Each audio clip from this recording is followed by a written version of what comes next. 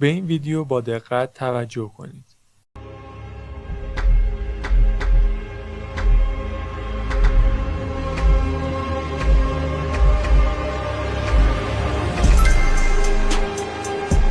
بله، درست متوجه شدید. کمالگرایی یکی از چالشی ترین موضوعاتی که همه ما آدما باهاش درگیر هستیم. توی این اپیزود قراره با هم کنترل و مدیریتش رو یاد بگیریم. میهمان این قسمت از هم‌مسیریم سرکار خانم سعیده سعیدی، متولد 17 بهمن ماه 1363، کارشناس ارشد روانشناسی عمومی، طرحواره درمانگر و هیپنوتراپیست، عضو سازمان نظام روانشناسی، عضو انجمن هیپنوتیزم بالینی ایران و عضو دپارتمان تخصصی طرحواره. هم‌مسیر ما باشید. خانم سعیدی عزیز سلام، ممنون که هم‌مسیر ما هستید. سلام عرض می‌کنم خدمت شما و همراهانتون و خوشحالم که توی یک اپیزود دیگه در کنارتون هستم. متشکرم از شما. یکی از مفاهیم مهمی که امروز می‌خوایم در موردش با هم صحبت بکنیم بحث کمالگرایی هست. این چند سال اخیر خیلی این مبحث توی نسل خودمون مخصوصاً رایج شده که ماها درگیر کمالگرایی شدیم. یعنی همش دوست داریم که یک کاری رو به بهترین شکل ممکنش انجام بدیم و از اون شروع کردن میترسیم. در واقع اصلا میخواید تعریف علمی کمالگرایی رو اول با هم مرور بکنیم و بعد بریم سراغ این که چه مواردی باعث میشه که ما بتونیم یک مدیریت خوبی رو روی بحث کمالگرایی داشته باشیم. دقیقاً مبحثی که وجود داره اینه که انگار ما هر چی که به سمت یادگیری بیشتر میریم اون تصورمون از پیشرفت متفاوت میشه و مسیری که توی بچگی خیلی راحت‌تر یک چیزی رو یاد میگرفتیم و انجامش میدادیم متفاوت تر میشه. در حال حاضر اگه بخوایم به یه صورت مفهومی در موردش صحبت بکنیم، کمالگرایی به نظر من یه واژه خیلی قشنگیه. تازه خیلی از افراد میگن خیلی هم خوبه ما کمالگرا باشیم، حواسمون به همه چیز باشه، هر کاری رو به بهترین نحو انجام بدیم. اما توی طرحواره‌ها ما یه طرحواره داریم به نام طرحواره معیارهای سرسختانه. یعنی میگیم که فرد افکاری داره که اون افکار باعث میشن که بخواد هر کاری رو به بهترین نحو انجام بده و اگر به بهترین نحو انجام نمیشه انجامش نده. اینجوری که بهش نگاه میکنیم انگار بیشتر حالت اینو میگیره که یک مسئله‌ایه که باید به سمت تعادلش ما پیش بریم. شاید یه رگه هایی از وسواس رو میشه درونش دید، شاید یه رگه هایی از اضطراب رو میشه درونش دید که فردی که کمالگرایی داره دچار عدم تعادل شناختیه. یعنی فکر میکنه که من باید بهترین هر کاری رو انجام بدم تا به من نمره 100 رو بدن، تا به من آفرین بگن، تا من از خودم راضی باشم. پس این یک عدم تعادل شناختیه. یعنی ما اشتباهی داریم در این که اصلا چیز درست چیه. مثل این میمونه که به یه بچه‌ای میگیم که انقدر نمک نریز، ولی اون از طعم شور خوشش میاد و شما هر چی که بهش بخواید توضیح بدین که این عدم تعادل هستش، شاید توی اون حالت که اون طعم شوری بهش بعد از خوردن یک کیک چسبیده زیاد براش مفهوم نباشه. پس ما در مورد کمالگرایی میتونیم بگیم که حالتی هستش که ما به عدم تعادل شناختی میرسیم و درست رفتار مناسب رو در جای درست انجام نمیدیم. خب عواقبش هم داریم میبینیم. توی اپیزود اول صحبت کردیم که خیلی از افراد هستن که مهارت حسابداری رو بلدن، اما چون کارفرماها یک لیستی از مهارت‌ها رو میخوان، میگن حالا بذار برم این نرم افزارم یاد بگیرم، حالا این دوره رم ببینم، حالا عضو فلان سازمان هم بشم، بعداً برم سراغ شغل بگردم. و این باعث میشه که مدام ما به تعویق بندازیم. این به تعویق انداختن یکی از چیزهاییه که باز دچار استرس و اضطراب میکنه ما رو. یعنی میدونیم تا 1 ماه دیگه باید یه پروژه‌ای، یه تحقیقی، یه کاری رو تحویل بدیم، اما هی مدام مغز ما به تعویق میندازه. بذار با یه مثال بگم. مثلا 5 روز مونده به یه امتحانی. ما میگیم که خب این امتحان 200 صفحه است و هر روز 40 صفحه میخونم. روز اول به کارهای هم اضافی میرسیم که در طول 4 ماه گذشته اصلا باهاش کاری نداشتیم. بعد میگیم خب فردا شد، حالا میام این 200 صفحه رو توی 4 روز میخونم، روزی 50 صفحه میخونم. اون روز هم خرید و کارهای دیگر رو انجام میدیم که میگیم بذار من همه کارامو کرده باشم، بعد با تمرکز بشینم درس بخونم. یعنی مدام داریم اون اولویت اصلیمون رو میذاریم کنار و به چیزهای دیگه اولویت میدیم. چرا؟ چون برای مغز خیلی دردناکه که من باید بشینم و این کتاب رو که در طول ترم هم خوندم دوباره مرور کنم، دوباره بنویسم، دوباره تمرین حل بکنم، رفع اشکال بکنم. مغز داره از یک درد فعلی فرار میکنه که متاسفانه برای ما درد آینده ای رو تو 5 روز آینده سر جلسه امتحان میاره. پس اینجا ما خودمون باید متوجه بشیم. ببین تو باید بشینی بخونی، مغزت هم بلده چی کار بکنه که به تو لذت لحظه‌ای بده تا از اون درد فعلی تو رو فراری بده. ولی تو دیگه بزرگ شدی. بچه که بودی مثلا مامان یا معلم میگفتش که این تمرین رو انجام بدین تا فردا برام بیارید که مرور بشه برای 5 روز آیندم. مجبور بودیم بشینیم بخونیم.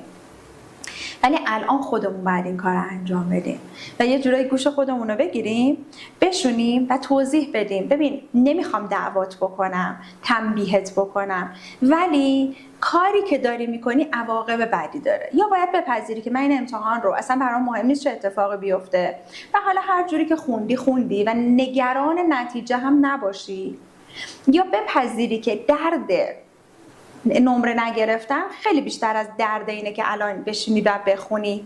پس بقیه چیزا رو ول کن. اتاقت لازم نیست جمع بکنی، این کار لازم نیست بکنی، این خرید رو لازم نیست انجام بدی. هر چی هم به ذهنت میاد اون کاغذ جادویی کنار دستمون باشه بنویسیم و تمرکزمون رو بذاریم روی اون کار.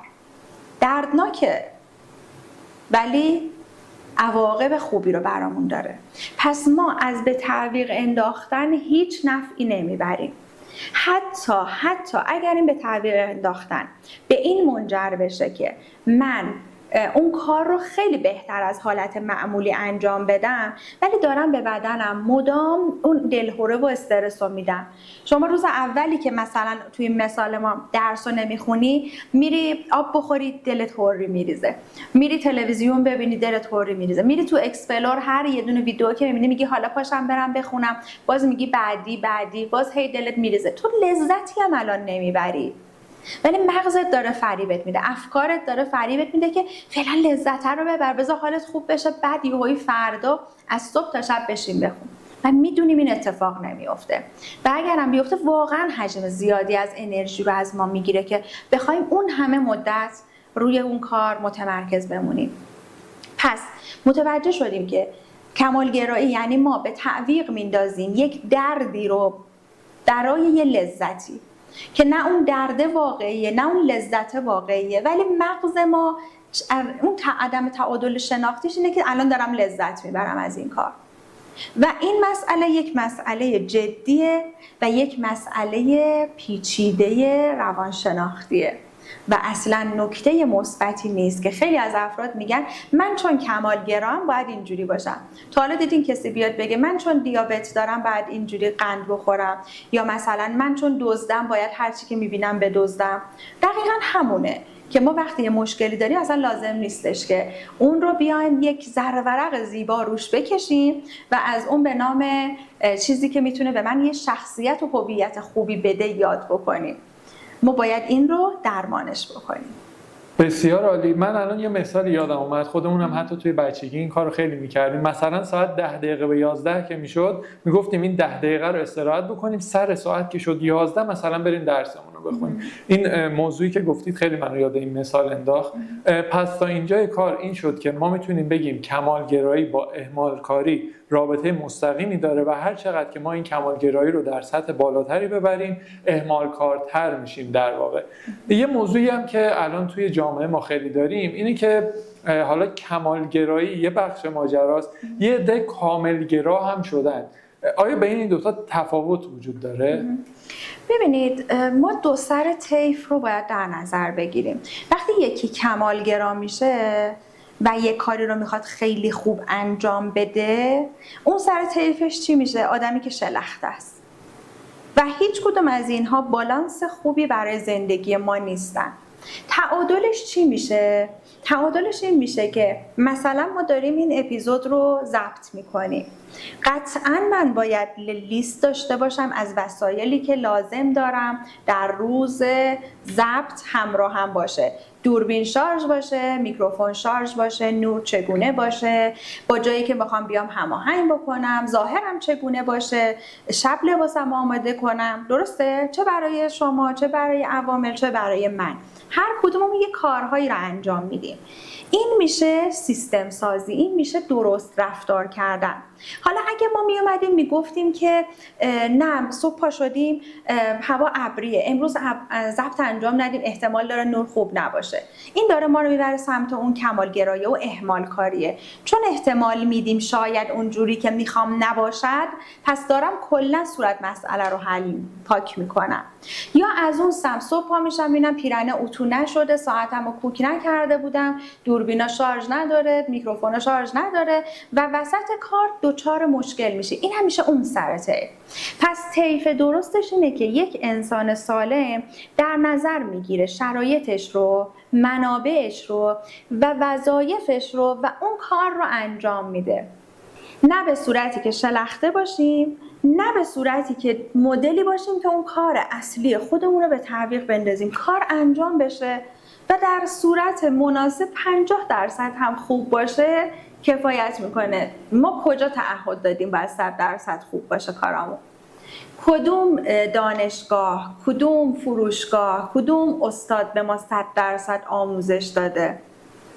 ما سیستم کامپیوتر نیستیم که همه چیز مناسب و درست توی اون محیط بسته باکس کامپیوتر رفتار بکنه. ما انسانیم، محیط متفاوت داریم، شرایط روحی متفاوت داریم، شرایط هورمونی و جسمی متفاوت داریم، شب میخوابیم، صبح حالت سرماخوردگی داریم. خب خیلی عادیه.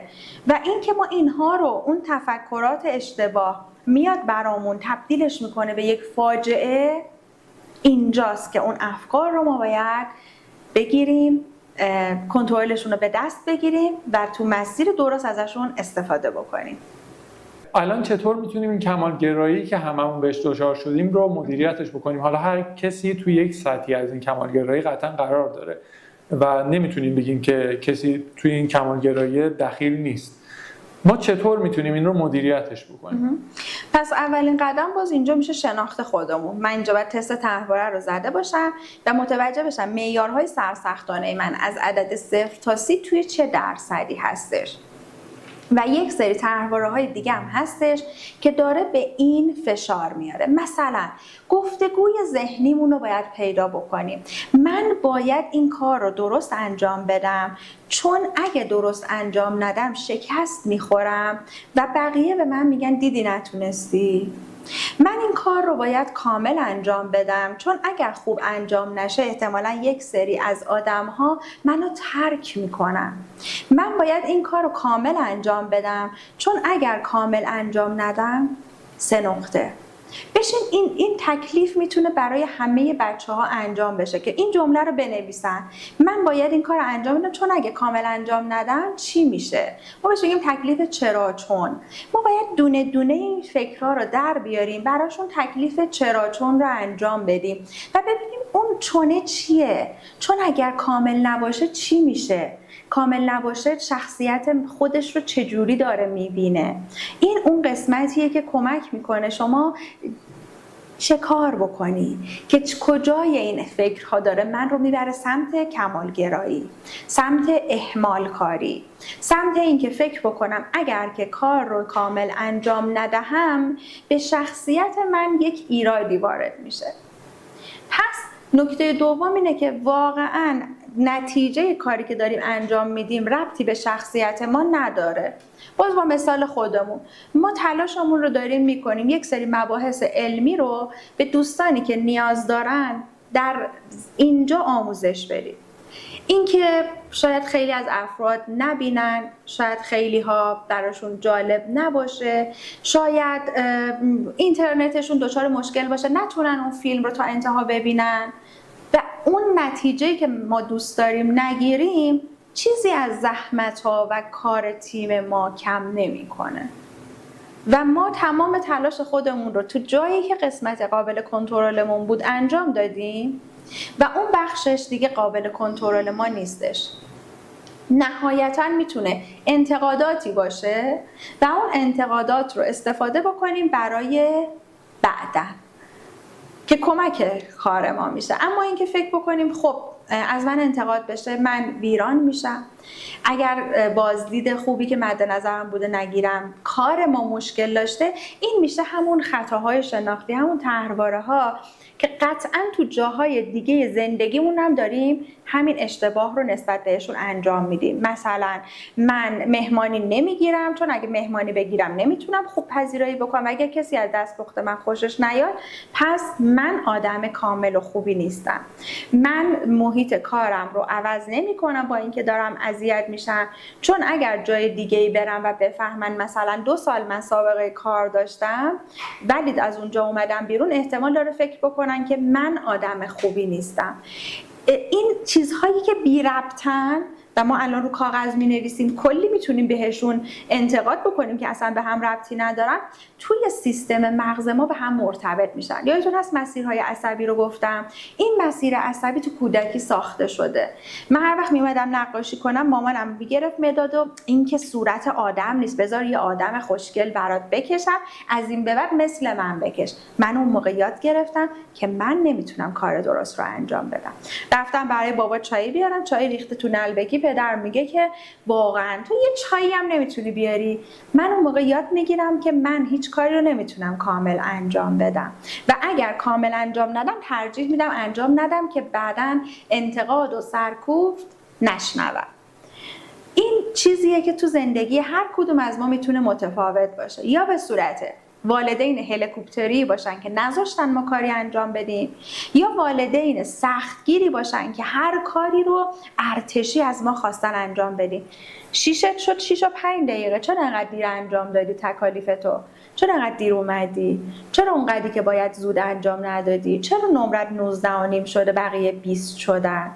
از دو طرف طیف ما دچار این مسئله میتونیم بشیم که من الان آدم اهمال کاری بشم، آدمی بشم که همه چیزها رو دارم به تعویق میندازم. چرا؟ چون نمیخوام اون غول طرحواره بیدار بشه و اون حرفایی که تو کودکی میشنیدم حالا هی خودم به خودم بزنم. پس احتمالاً فریز میشم، عقب نشینی میکنم، اون کار رو انجام نمیدم تا یکی بیاد مسئولیتش رو بگیره و انجام بده، یا اینکه منتظر یک معجزه‌ای باشم که به من تضمین 100% بده که اون کار کامل و خوب انجام خواهد شد. در واقع اون ترس از شکسته داره ما رو اذیت میکنه که میریم به اون سمت کمالگرایی و اینکه تا یک کاری رو ندونیم 100% به بهترین شکل انجامش نمیدم. دقیقاً.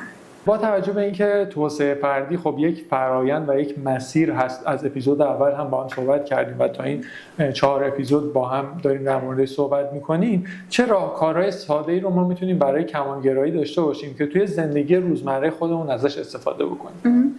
یادتون هستش ما در مورد این صحبت کردیم که یه سری کارها رو ما باید اولویت بندی بکنیم و انجام بدیم. اینجا هم به اون رسیدیم که بعضی از کارها عواقب آینده دارن و بعضی از کارها باید در لحظه انجام بشن.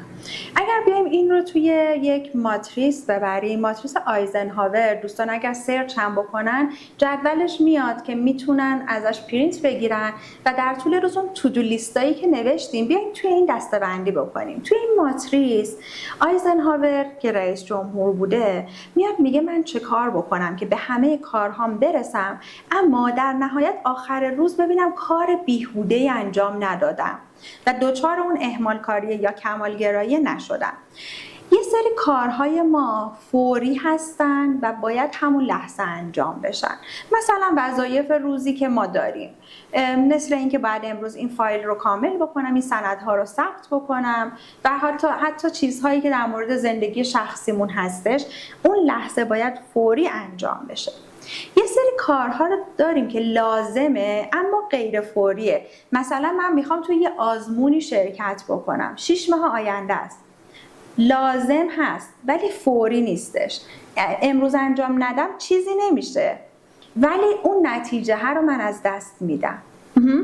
یه سری کارها رو ما داریم که غیر فوریه اما لازمه. مثلا مامانم گفته شب میای خونه فلان چیز رو بخر، باید برای تکمیل کتاب خونم اون کتاب رو بخرم، برای درسم اون جزوه رو باید از دوستم بگیرم. غیر فوری نیست، ولی مسئله که باهاش داریم اینه که من باید برم بخرم بیارم، یه زمانی رو از دست میدم. اگه قرار باشه من اون تو دو لیستم رو به خوبی انجام بدم، اینجا رو دارم اشتباه میکنم. یعنی مثلا پا میشم میرم اول اون کارا رو انجام میدم، بعد خسته میشم میخوام کار لازم فوری و لازم غیر فوری رو انجام بدم، ظهر شده، برق میره، اینترنت قطع میشه، دیگه نمیتونم انجام بدم و عملا در طول روزم اونایی که باید تیک میخورده تیک نخورده. ما یک سری از کارها رو باید یاد بگیریم که لازمه برون سپاری بکنیم. من میتونم اینو سفارش بدم پیک ببره در خونه، من میتونم این رو بگم دوستم برام داره میاد بخره و بیاره، میتونم بگم به جای اینکه برم جزوه رو بگیرم بگم اسکن بکنه برام بفرسته من اینجا پرینت بگیرم. یاد بگیریم همه کارها رو لازم نیست خودمون انجام بدیم و وقتی این ماتریس رو میکشیم و شروع میکنیم روش کار کردن، میبینیم ما اکثرا درگیر همین کارهای غیر لازم و غیر فوری میشیم و کارهای مرحله آخر که همین بحثای غیر لازم و غیر فوری هن میشه اون اکسپلور گردیه، خالی کردن گوشی، عکسای اضافه رو پاک کردن، اکانت های مثلا مختلف اینستاگرام رو چک کردن. بود و نبودشون به حال ما فرقی نداره، ولی چون فکر میکنیم لازمه که الان اون کار رو انجام بدیم، تو فکرمون اون اهمال کاریمون داره این رو برامون تصمیم میگیره انجامش میدیم، اولویت هم که بهش ندادیم، وقتمون میره، اون انرژی که داشتیم جمع کرده بودیم برای اون کارهای لازم و فوریمون و غیر لازم غیر فوریمون از بین میره. پس من وقتی میام اون تو دو لیستمو مینویسم، مثلا شده 20 تا کار برای امروزم، بعد میام دسته‌بندی میکنم، خیلی قشنگتر میتونم انرژیمو پخش بکنم. از لحظه‌ای که میرسم تو محیط کارم یا لحظه‌ای که صبح پا میشم تکلیفم با خودم معلومه، اول این کار، بعد این کار، بعد زبانمو میخونم، بعد اینو اینجوری میکنم و در نهایت برای اون کارا من با برون سپاری و حذف کردن میام انرژی خودم رو ذخیره میکنم. پس آدم اهمال کار یکی از معایبش اینه که مدیریت زمان بلد نیست و این ابزارها به ما کمک میکنن که مدیریت زمان رو داشته باشیم. یه موضوع دیگه و یک راهکار دیگه اینه که اکثر افراد اهمال کار شاید خیلی اینو تجربه داشته باشن، تصمیم میگیرن من حالا که مثلا نزدیک امتحانه 18 ساعت روزانه میشینم درس میخونم و عملا هیچ وقت به اون 18 ساعت که نمیرسن هیچ درس هم نمیخونن و در نهایت هم میبینن که خب بازه‌ای که دوست داشتن رو نمیگیرن. در مورد سیستم مغزی چون اطلاعی ندارن، ما نمیتونیم 18 ساعت مداوم تمرکزمون روی یادگیری باشه. یادگیری ما یک تایمی داره میره بالا و بعد میاد پایین. پس من حتی تو کارم، توی ثبت اسنادم، توی درس خوندنم، اگر این رو ندونم دوچار این مسئله میشم که مثلا 2 ساعت خیلی عمیق تمرکز میکنم کار رو انجام میدم ولی بعدش به شدت دوچار خستگی میشم و دیگه هیچ کاری نمیتونم انجام بدم. مثل کسی که یه 2 سرعتی رفته که اون 2 دقیقه بوده ولی 4 روز بعدش بعد استراحت کنه گرفتگی عضلاتش از بین بره. ما هم از مغزمون اینجوری کار میکشیم، بکوب کار میکشیم، مغز قفل میکنه، بعد هی میشینیم باز میبینیم نمیتونیم، هی میشینیم نمیتونیم، بعد میگیم من نمیتونم، من اصلا یادگیری ندارم. میدونی خانم سعیدی چیه؟ من تمرکز ندارم جدیدن. موضوع تمرکز نیست، موضوع اینه که تو یاد نگرفتی چگونه باید با مغز خودت رفتار درست داشته باشی. پس اینجا ما میایم سراغ یک متد به نام متد پامادرو. توی این متد که اسم در حقیقت ایتالیایی هستش، ما یاد میگیریم 25 دقیقه کار انجام میدیم، 5 دقیقه استراحت میکنیم، دوباره 25 دقیقه کار، 5 دقیقه استراحت، 25 دقیقه کار، 5 دقیقه استراحت، 25 دقیقه کار، نیم ساعت استراحت. یعنی ما عملاً 2 ساعت کار عمیق انجام دادیم و در کنارش هنوز هم میتونیم این 2 ساعت رو تکرار بکنیم. چرا؟ چون تفریح مغز رو دادیم. افراد اهمال کار تفریح مغز رو نمیدن، ازش کار میکشن، مغز که دیگه استوب میکنه از خودشون ناامید میشن. مغزی که شما تفریحش رو به موقع ندی حتما انتقامش رو از شما با این اکسپلورگردی و بی‌تمرکزی و یوهویی توی به قولی هپروت رفتن از ما میگیره. پس برای اینکه به اونجا نرسه ما باید اینو انجام بدیم که دوستان حتی توی حالا اپلیکیشن های دانلود برنامه هم تو گوشیشون بگردن، میتونن انواع و اقسام نرم افزار و اپلیکیشن های پومودورو رو دانلود کنن. وقتی ست میکنی رو گوشی قفل میشه، نمیذاره بهش دسترسی پیدا بکنی و 25 دقیقه بعد آلارم میده، تعیین دقیقه شروع میشه، دوباره ستش میکنی و این رو انجام میدی تا یاد بگیری. ساعت‌های هوشمند اگه داشته باشین سر 20 دقیقه آلارم میده که پاشو، یعنی داره میگه که بس تمرکز، نمیدونه داری چی کار میکنی اما داره بهت میگه خیلی وقت نشستی. ما باید این تایمینگ رو یاد بگیریم که مغزمون استراحتش رو داشته باشه، کارش رو داشته باشه و بعد به نتیجه خوب برسه. چون متاسفانه افراد اهمال کار سخت‌ترین کار براشون اینه که بگیم استراحت کن. کمالگراه همیشه فکر میکنه استراحت کردن یعنی اینکه من دارم وقتم رو تلف میکنم، اما چون استراحت مغز رو نمیده از اون ور هم دچار عقب افتادن از برنامه‌هاش میشه و کارهاش هم به تعویق میندازه. بسیار عالی. من یه موضوعی همین الان یادم اومد توی صحبت‌های شما هم بود. ما حسابدارا واقعا این استراحت رو بهش توجه نمی‌کنیم، چون از اول سال که میشه میافتیم درگیر کارهای سال قبلمون و بستن حسابا، بعد میایم میخوریم به تیر ماه در واقع ارسال اظهارنامه‌های عملکرد، بعد میایم میخوریم به پاییز بحث حسابرسی و حالا داستان‌های دیگه که داریم. یعنی هی توی طول سال که ما نگاه میکنیم اصلا این استراحت جایی نداره واقعا در بین حسابدارا. واقعا میشه برای این موضوع نگاه شغلی داشت و یه در واقع استراحت اختصاصی برای بچه‌های حسابداری طراحی کرد.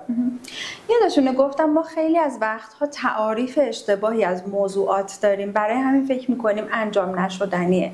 برداشتم از استراحت اینه که حتما باید 4-5 روز یک سفری باشه و اون سفر خیلی خوب باشه، یا حتما باید یه پیکنیک خیلی عالی و درجه یکی باشه تا من خستگیم در بره.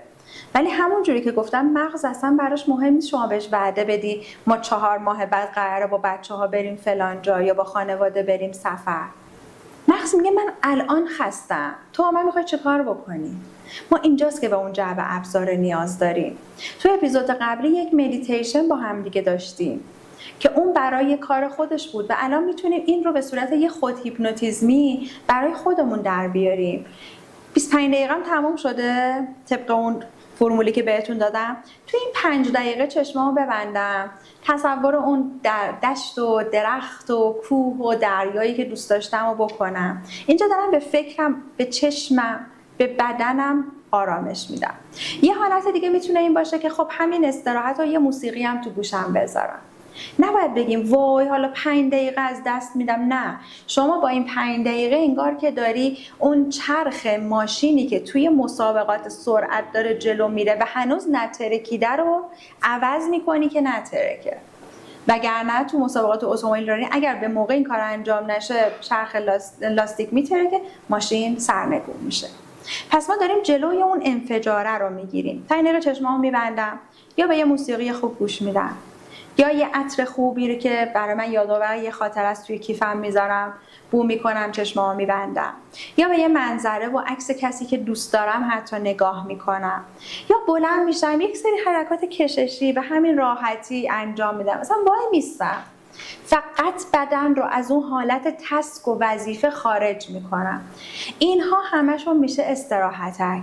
میتونم این وسایلی که دوست دارم به من اون حالت استراحت رو میده توی یک کیف تو جامه دادیم هم توی کشوی میزم داشته باشم.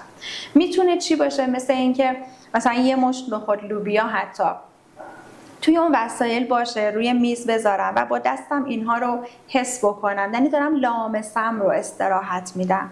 ما حواس 5 گانمون رو لازم استراحت بدیم. همش مدام در طول روز میبینیم اگر دقت بکنیم زبونمون روی زبونمون به سقف دهانمون چسبیده، یعنی حالتیه که ما همش داریم یه کاری اینجوری انجام میدیم. یکم هم عقب بریم، یکم ریلکس بودن رو به بدنمون یاد بدیم، یه آرامش توی سرشونه هامون به وجود بیاریم. اینها شاید خیلی به نظر ساده بیاد ولی میدونیم نتایجش فوق العاده است. اگر نتایج نداشت چیزی به نام درمان کمالگرایی وجود نداشت. و مهمترین مسئله اینه که ما بپذیریم انسان قرار نیست مدام کار بکنه.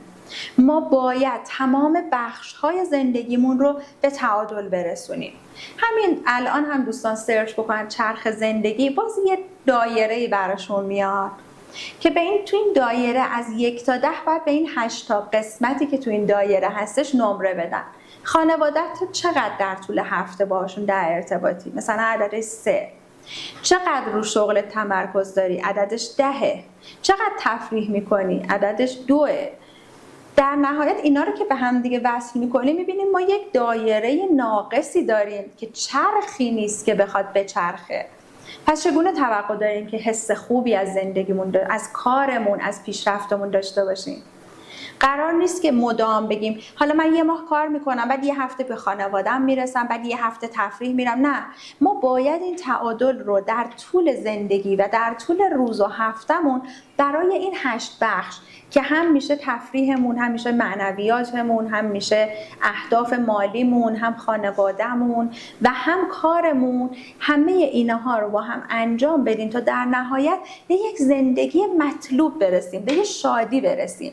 خیلی از ماها کار خوب رو داریم اما شاد نیستیم، چون میگیم بذار انجام بدم، به فلانجا که رسیدم از لحاظ مثلا مالی یا مرتبه‌ای، بعد حالا به تفریحاتم هم میرسم. تو دیگه یک بار 20 سالته، یک بار 21 سالته، همین الان دیگه تکرار نمیشه با هر پولی که ما بپردازیم. پس لازمه که تلاشمون رو بکنیم تعادل رو به زندگیمون برگردونیم و دنبال این نباشیم که در آینده لذت ببریم. الان میشه لذت برد با همین چیزهای کوچیکی که گفتم و اینگونه ما میتونیم اون غول کمالگرایی رو اسیرش بکنیم و بهش یاد بدیم که زندگی نرمال این گونه نیستش که تو فکر میکنی. باید با راه درست، مسیر درست و از روش درست جلو بریم که اون هم تعادل رو بتونه یاد بگیره. بسیار عالی، ممنونم از توضیحات کاملتون. پس الان نیاز هستش که ما بریم این موارد رو به صورت کامل انجام بدیم. دقیقاً، خیلی هم عالی. ممنونم از شما. خواهش میکنم، خدا نگهدار.